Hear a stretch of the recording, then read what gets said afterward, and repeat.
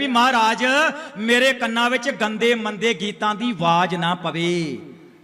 अज दे बाबे ढोलकी चिमटा लैके वीडियो मैं सेव की, वेख लियो कित्थे डुब के मरांगे।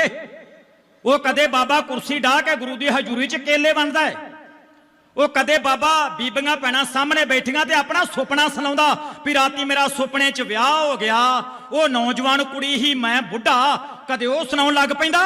उन्हें कल दी एक वीडियो फेर वायरल की आ, नसीबो पाकिस्तान दी गायका ते ओदा गीत गाउण दिया गुरु दी हजूरी च। वो मैं गीत नहीं हुण तुहानूं दस सकदा भी किड्डा भैड़ा गीत उन्हें गाया गुरु दी हजूरी च।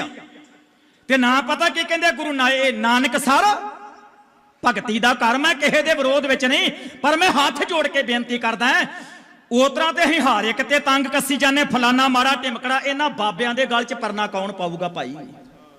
किसे तखत दा जथेदार पाऊ?